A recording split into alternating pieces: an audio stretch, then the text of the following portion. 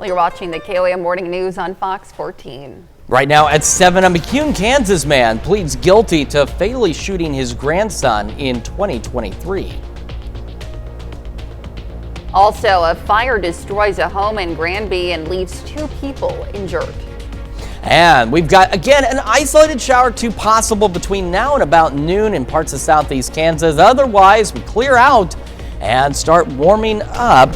We'll have a complete look at your forecast coming up. The 4 states' most watched news starts now. Well, good morning and welcome to the KOAM Morning News on Fox 14. I'm Elise Snowy. And I'm Chris Warner. It's just after 7 o'clock now on this Tuesday, October the 14th. Happy Tuesday to all of you out there. And one thing that we discussed yesterday, if you weren't with us yesterday, we are down to just a couple of more days with our friend Elise Snowy. Yes. It's going to be a great few days that we've got left. My last day will be this Thursday, of course. I've enjoyed my time here at KOAM, starting my career here. And of course, like I've been saying, just getting back closer to family and friends. I'm sure you're looking forward to that. I know we hate to lose you, but you folks at home, if you've lived here long enough, you know this is where all these young journalists get their start. We get some great ones like Elise, but they want to go back home. We get it. So we're going to be very sad to see you go, but we're very excited for your opportunity moving forward and to get closer to friends and family. And we've got some developing news, of course, in the international situation. Yes, after more than 2 years of war between Israel and Hamas, President Trump is declaring an end to the fighting. And yesterday, the remaining living Israeli hostages were released from Gaza. Fox News correspondent Rebecca Castor has more. It is a day unlike any other day here in Israel, with the last living hostages returning home.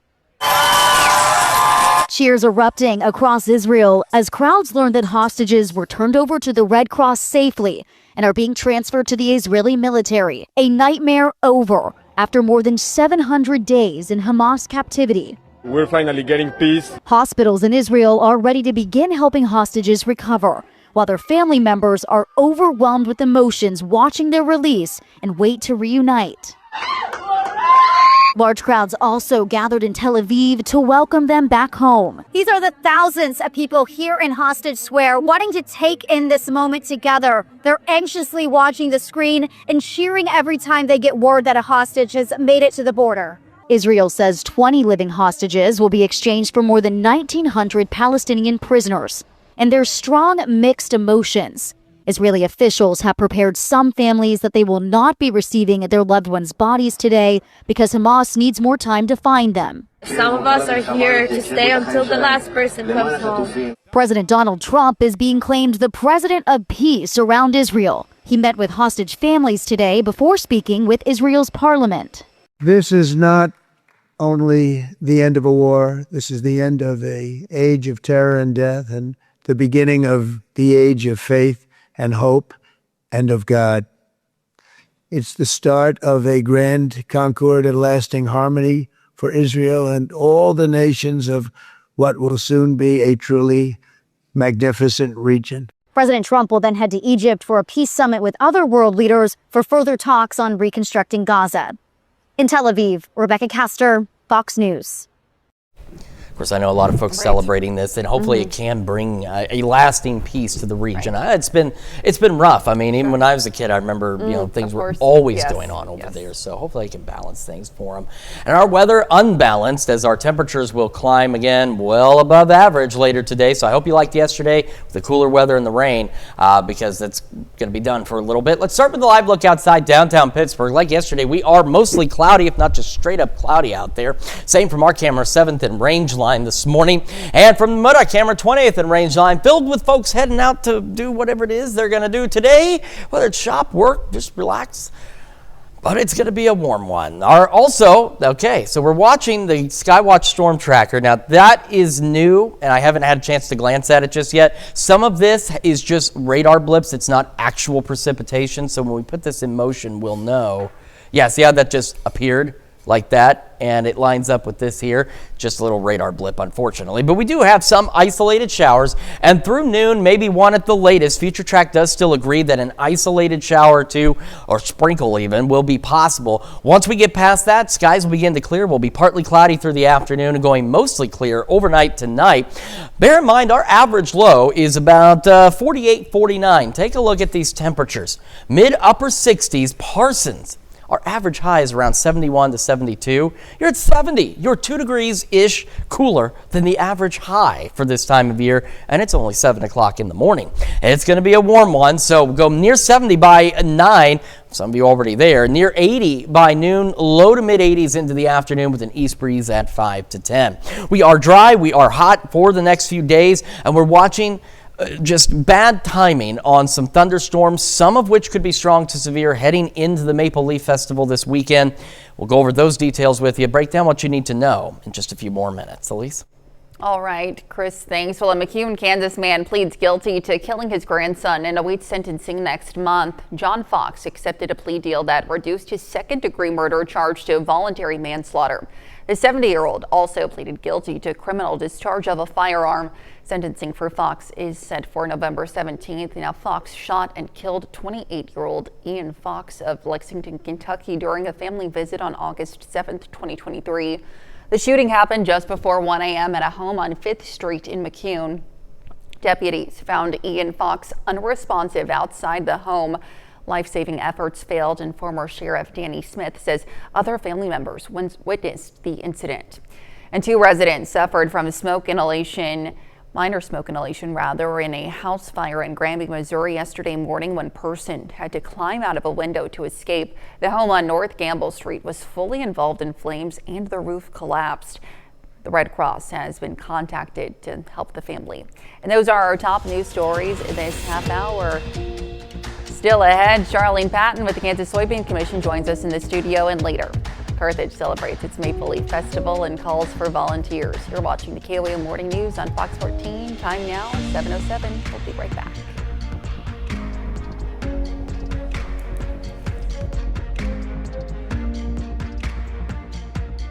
Welcome back. Well, this week is celebration of culture and connection through music. That's the goal of Music Across Borders. Now, it's a collaboration between music groups in Pittsburgh where nearly 200 performers unite for a powerful concert. Joining us today, we have Ramiro Miranda and Isaac Hernandez here to share more. Good morning to you both. Thank you so much for joining us. Good morning. So talk to me about the inspiration for this event. It sounds very powerful, of course, so talk to me about it. Well, this is the end of the Hispanic Heritage Month, and it's part of the Long Month celebration that we've been having in Pitt State, and it's just another good opportunity for 3 groups to share and collaborate and then bring this to the community. So it's very exciting. Yes, absolutely. So talk to me about these 3 bands and just kind of getting everyone together. Almost 200 performers. That's a lot of people bringing them together. So talk to me about that. Yeah, so we have the multi-generational chorus led by Susan Lauschman, and it's comprised of some middle school students, high school students, and then members from the community of all ages, up to maybe 80-something years old. So it's really amazing how she can put all these people together and sing. And it's, mostly, or almost all of it is in Spanish for this concert, which is an amazing task for them to accomplish. And then there's a quartet called the Jopara Ensemble, and that's we mainly played music from Paraguay. I'm from Paraguay, so that's what we do. But this time we're playing music from all over Latin America, including the United States. And then we also have the PSU Pittsburgh Hispanic Banda, which is Latin music, some music based from Mexico, brass and woodwinds and percussion. It's just an amazing array of music from all over the place. Yes, it certainly sounds like it's going to be an incredible night. Now, of course, as you mentioned, that this is kind of encapsulating the Hispanic Heritage Month. So talk to me about the community impact and just having people come out and celebrate Hispanic music and community and culture. I think it's been very powerful in that way, because we've seen more participation from the community, and it's again, it's just a window for us to share how our culture sounds like, and then it's just a little bit of a taste for the community to enjoy. So it's been really awesome, and in this particular concert, we will have a big amount of participation from the community, and I think that's great. That's what music actually is all about. Absolutely. And for those wanting to participate, talk to me about all the details of where people can come out, ticket details, things like that. Okay, the concert is going to be at the Bignell Center this Wednesday, October 15 at 7 p.m. There's going to be around 10 different organizations from 6 to 7 tabling in the lobby. So if you want to be there a little earlier, that's fine. And then we start at 7. We will have Mrs. Kansas, Dr. Carl Mesa, having opening remarks for us, and that's going to be solid information. Yes, sounds fantastic. Well, thank you both so much for being with us today. Happy to have you. We'll be right back. Welcome back to the KOAM Morning News on this Tuesday morning, 7:15 the time. And again, right now, nothing in our area. We do have these spotty showers out west, and some of these will eventually give us some isolated shower chances between now and about noon, maybe 1, mainly into southeast Kansas. But again, these chances very isolated. Most of us expected to be dry. As we get past 1 o'clock, skies begin to clear out a bit. We are partly cloudy through most of the afternoon, and then by the late evening and overnight hours, we will be mostly clear, and we will remain dry for the next few days. Ignore those little rain blips there. It's the future track. I'm not sure what it's thinking, but it thinks there could be a shower tomorrow. We are not looking at showers tomorrow. We're just partly cloudy through the day. Mostly clear Wednesday night into Thursday, and by Thursday, we will be partly cloudy, well above normal once again. Now, here's where we're watching. It's this weekend, and I'm going to dive into it in just a moment. Let's get you through your day first through the morning. Again, isolated shower out west. Otherwise, like we're seeing right now, mostly cloudy, mid-60s to start, mid-70s by 11 o'clock this morning. Heading into the afternoon, partly cloudy as I mentioned, low to mid-80s, east breeze 5 to 10. And because we won't have the cloud layer tonight, the same we did last night into this morning, we'll actually be cooler tonight than where we were last night into this morning. We'll be back into the upper 50s and low 60s. Now, I want to take a minute here and talk about this weekend. We've been talking about it all morning long. It started kind of coming up yesterday, especially yesterday afternoon, when some of the extended severe weather outlooks came up. So I think you know where this conversation's going, but also bear in mind, we're still a few days out. There's a lot of variables in play, but it is something that based on how it's showing up and when it's showing up, we've really got to pay close attention. So by late Friday night, we get a cold front pushing in. We get showers, thunderstorms developing along this boundary into southeast Kansas. So we're about 9 o'clock or so. Some of these storms could be strong to low-grade severe. So right now, if anything, we'd be looking at maybe a 1 out of 5 risk. Shower storms increase in coverage through the evening and overnight hours heading into early Saturday morning. Scattered storms to start the day. Some of these could also be strong to potentially severe. The problem again is the timings. That's 5 a.m. We go 6, 7, 8, 9. We're getting to Maple Leaf Parade time. Showers, thunderstorms still across the region, some of which could be strong to severe. So if you're heading to Maple Leaf or really heading anywhere for anything this weekend, you need to stay weather aware. Those of you planning Maple Leaf, you need to stay weather aware because, again, the timing on these storms, it's the worst possible time, but we don't control it. We're just telling you right now, that's what we're looking at. Now, could things change? They could, but we're going on a couple of days now, some consistency on the expectation with these storms. So for Friday, we don't have a severe risk highlighted right now. It's what they call predictability too low. And what that simply means is that severe weather, as it says here, is possible, but the positioning can't be determined yet. So we'll have to watch Friday. But for Saturday, especially heading into the afternoon and evening, we do have this severe risk area highlighted, and there's only the 2 possible colors up here. And so that's why we've really got to watch what transpires from Friday night into Saturday, because again, it's just bad timing. A lot of things going on this weekend, and we do have that potential for strong to severe thunderstorms. So just make sure you're staying weather aware, and we will keep you updated as we get closer, because as we get closer, we'll get much more detailed information.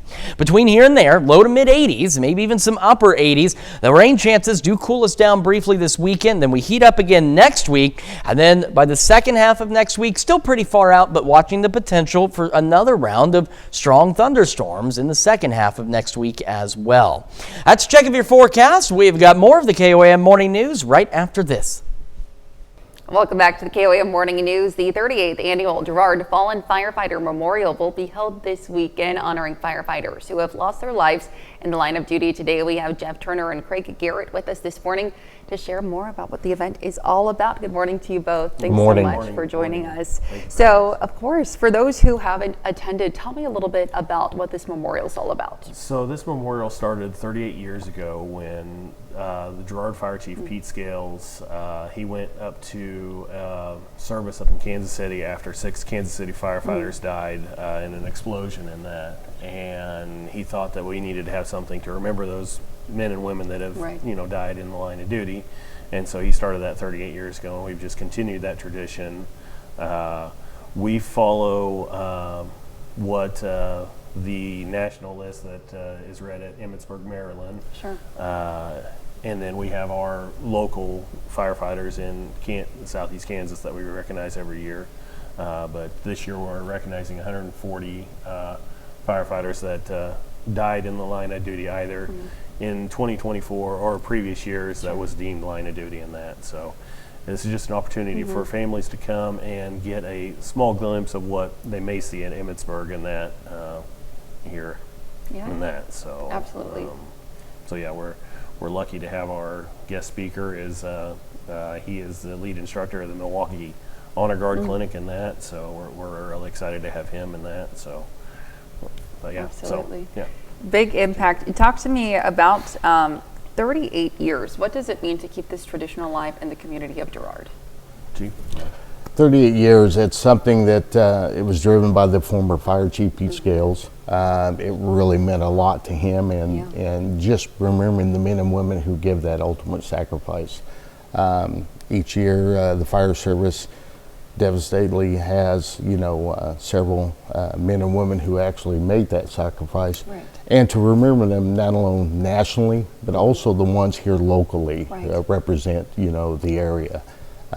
We have 21 who are actually, we honor each out in front of the station and the memorial. This year we have a new addition to the memorial. The entryway as you come into the fire station. Our staff has worked putting in some good hours and hard work and revamped the entryway to it. So now, let alone with the statue itself, with their loved ones on there, they can actually step into the front entryway and actually see their loved ones on the memorial screen itself and talks about it. We show the national memorial, and every 15 minutes it switches to the local memorial.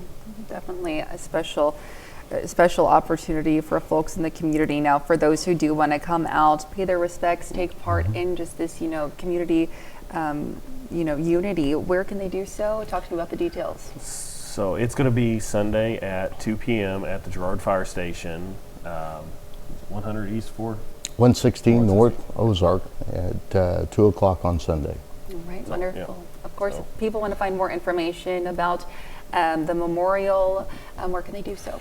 They can go either to the Girard Fire Department Facebook page and that. They've got information on there and that. Then I know the Southeast Kansas Firefighters Honor Guard, we have information about it as well and that. So, yeah. So, and it's also open to the public as well. Yeah. So anybody and everybody, if you cannot attend or ever been to the National Memorial, here's something local you can attend. Absolutely. Well, thank you both so much for your time today. Thank you. Happy to have you. All right, Pleasure. We'll be right back. Thanks. The 4 states' most watched news starts now.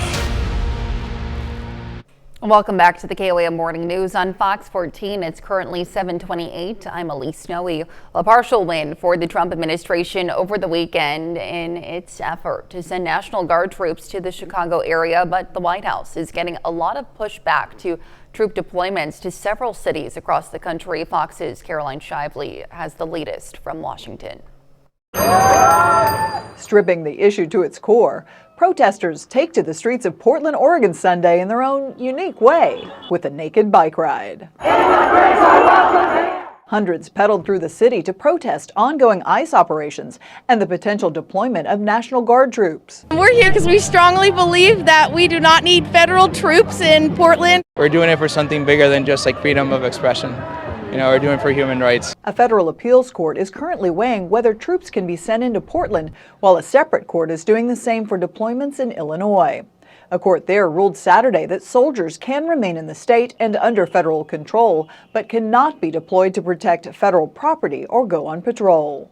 We've got to rely on the courts to do the right thing. I realize that sometimes that's risky business, especially when some have been appointed by Donald Trump. Governor Pritzker has allowed a lot of people to be killed in the city of Chicago and elsewhere. He absolutely should suffer some consequences. The court in Illinois did not address the larger question of whether President Trump has the authority to deploy the Guard. And the question comes down to, does a judge get to say, I disagree with the president's analysis of whether these objective tests have been met, like has there been an insurrection or an invasion, for example, or do the courts have to give deference to the president because he's the commander-in-chief? The pause on deployments in Portland and Chicago are temporary as courts continue to review the cases. In Washington, Caroline Shively, Fox News. Now let's take it over to Chris for a quick look at your forecast. Yeah, we're going to start with a live look outside downtown Pittsburgh. A little dreary looking this morning. We've got cloudy skies, and most of us will continue with mostly cloudy skies through the morning and will be dry. Our camera 7th and range line. Getting what looks like a little sunlight, maybe clipping the top of the shopping center here at 7th and range line. But again, otherwise it is pretty cloudy. You can see a little bit of that glow from the MoDOT camera 20th and range line. Skywatch Storm Tracker, again, right now we are pretty well dry in our area, but we still could get an isolated shower or two out there, especially coming in from south central Kansas and north central Oklahoma. And Future Track does agree that an isolated shower or two will still be possible through about noon, 1 at the latest, and then we'll start to go partly cloudy for most of the afternoon, and eventually we'll be mostly clear by late this evening into the overnight hours. Our temperatures this morning well above average. We've got most of us upper 60s, Neodesha, the warm spot at 70. It looks like Cassville right now, the cool spot at 64. Bear in mind our average high is about 71, 72. So Neodesha, you're almost at what our average high should be this early in the morning. All right, otherwise, again, mostly cloudy, near 70 by 9, near 80 by noon. As we clear out, our temperatures climbing low mid 80s with an east breeze at 5 to 10 miles an hour. We're going to stay hot for the next few days, and we're tracking the potential for some stronger storms, unfortunately, as we head into this big weekend ahead of us. We'll go over those details with you and what you need to know in just a few more minutes. Elise? All right, Chris, thanks. Well, the annual Maple Leaf Festival, now underway in Carthage, began in 1966. The 9-day festival features dozens of events scheduled through the 19th. KOAM's Samantha Walker has the details on this year's celebrations. Fall is officially underway here in Carthage, which means in the city square, you're not only going to see plenty of falling leaves, but you're also going to see plenty of maple leaf activities underway, both old and new. I like to say the movers and shakers got together and said there needs to be more to embrace the beauty of Carthage and celebrate the fall foliage of what we have to offer here in town. So born was parade and activities for 9 days that everyone could come out and enjoy. What began as a band festival, 59 years later, Maple Leaf has become a beloved tradition, featuring local vendors, a parade, and activities ranging from a chicken pageant, chili cook-off, and free concerts. We work a long time to bring all of these activities and enhance new things so people can come and celebrate with us what Carthage means to everyone in the surrounding area.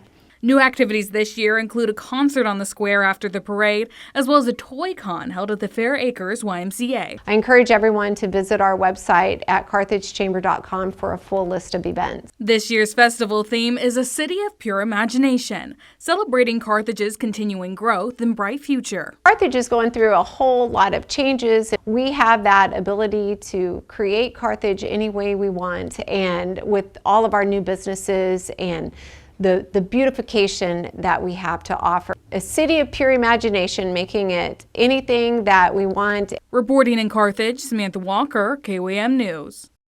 Organizers say they have a big need for volunteers for this year's Maple Leaf, especially along the parade route. Anyone willing to lend a hand is encouraged to reach out to the Carthage Chamber of Commerce to learn how to get involved. And one local police chief is rolling up his sleeves. He says cleaner streets could lead to safer neighborhoods. KOAM's Blake Gully shows us how a community cleanup effort in Liberal, Missouri is turning into something bigger.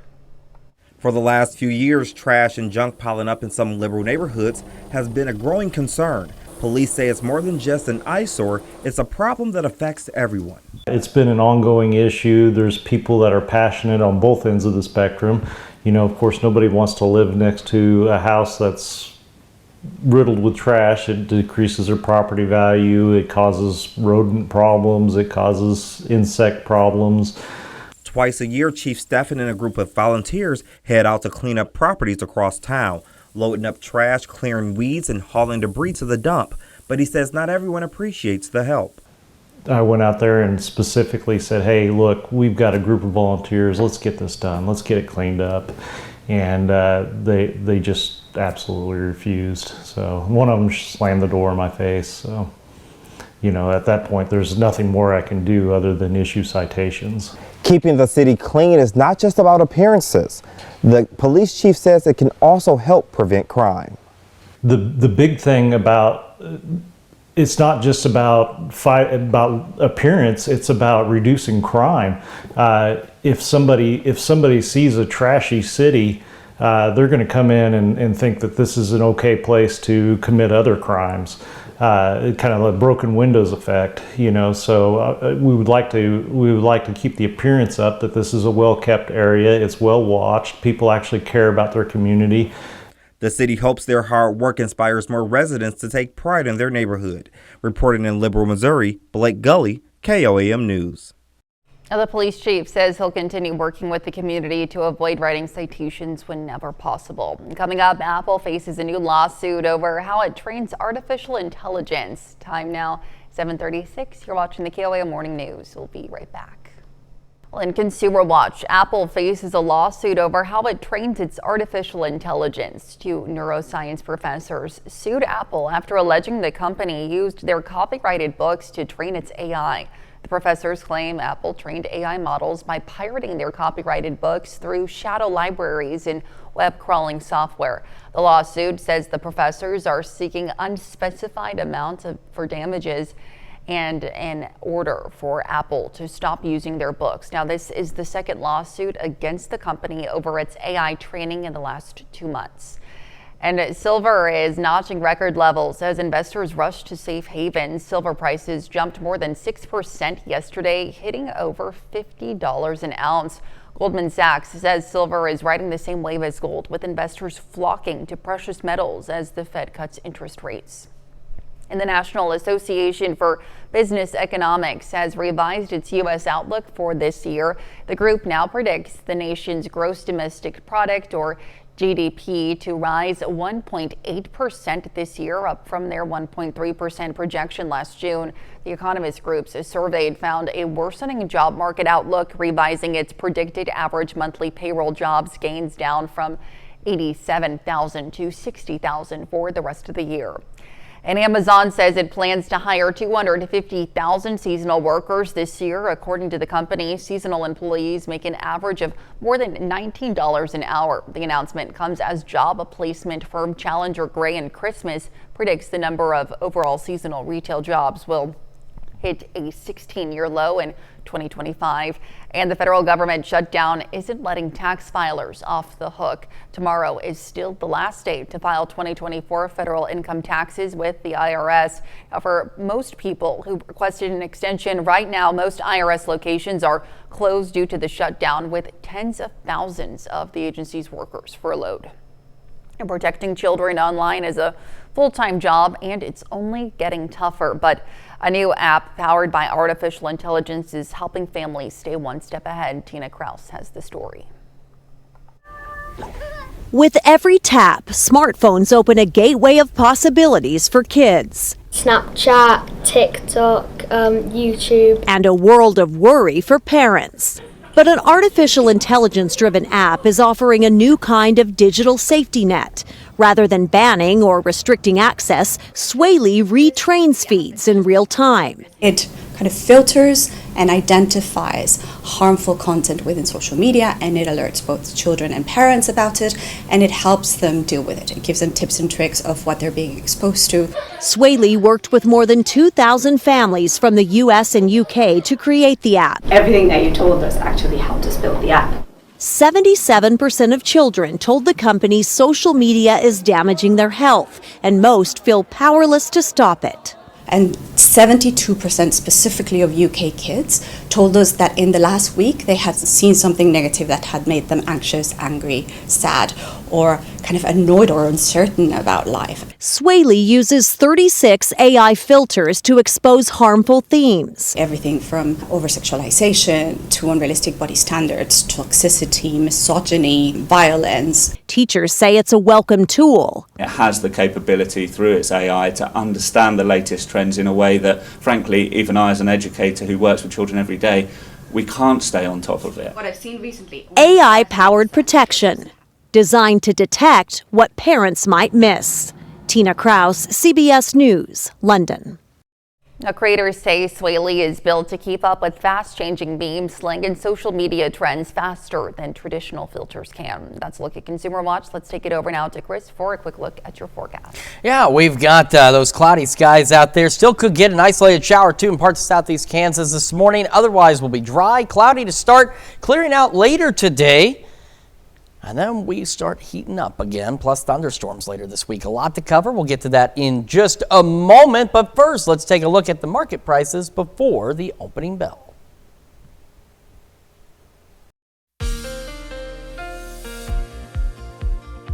Welcome back to the KOAM Morning News. It's 7:45 on this Tuesday morning. We got some weather to talk about. First off, some of this is not actually happening. Once we put this in motion, you'll see what I mean. Because none of this moves. That's not real. But what is real is this shower activity here and off to our north and west.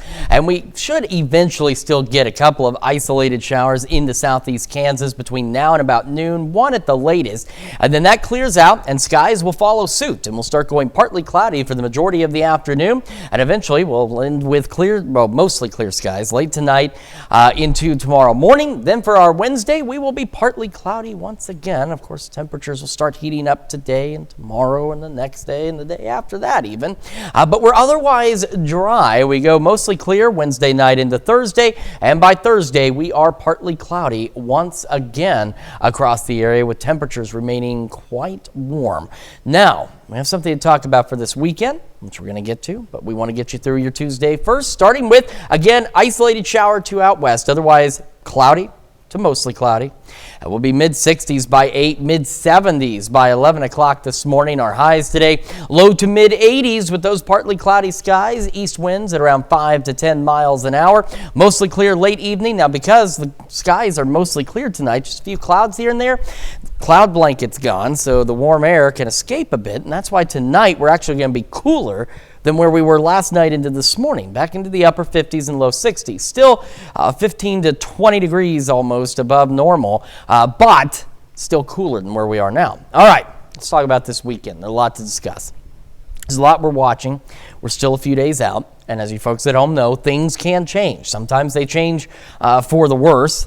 Sometimes they change for the better. So we'll have to kind of get, as we get closer, we'll get finer details. But here's what we're looking at as of right now. We have a cold front approaching by late Friday afternoon into the evening. By 8, 9 o'clock, thunderstorms develop along this front. Some of these could be strong to low grade severe. So that's why right now we don't have a severe risk area highlighted for Friday because the risk level is just too low at this time. But it's still there. That's the important thing, is that risk is still there for some stronger storms. Storms continue and increasing coverage overnight into Saturday morning. Some of those could continue to be strong, potentially severe. Now the problem we're running into, of course, is the Maple Leaf Parade is this Saturday, and I know there's a number of other events going on, but the biggest issue, of course, with one of the largest parades in our area is the fact that we're looking at not just some rain chances. We've had rain on Maple Leaf days before. It's never been a big deal. What's different this year is we're looking at that potential for strong to severe thunderstorms, even at parade time. That's why if you're going to the parade, you're participating in the parade, you're one of the organizers involved in the events, or if you're a vendor that's going to be on the square later, you've got to pay very close attention to the weather over the next few days. Now, of course, we need rain. I know we do, but we don't need the severe weather, and we certainly don't need it when we're going to have a number of people outdoors at an outdoor event. So that's why we want to watch it very closely. Shower storms continue through the afternoon, starting to exit by the evening. And in terms of our severe risk, again, Friday, it's predictability too low. What that simply means is what this box says. That severe weather is possible. However, the exact position can't be determined yet, but we are looking at that possibility. But for Saturday, the eastern portions of our area, we do have that severe risk area highlighted. We've got to watch it very closely, because what ends up happening traditionally is this becomes that level 2 out of 5, and then they border a level 1 out of 5 around it. So we've just got to keep a very close eye on the forecast over the next few days. Keep Skywatch weather app handy, and of course keep it right here to KOAM and Fox 14. We will keep you updated. Between here and there, though, again, dry, hot, mid-80s, maybe some upper 80s. The rain does cool us briefly into the weekend, and we heat back up next week. Another big system next week with some shower and thunderstorm chances, and at least at this time, some of those might be on the strong side as well, so something else we'll have to watch as we go into next week. Let's check your forecast. Back with more after this.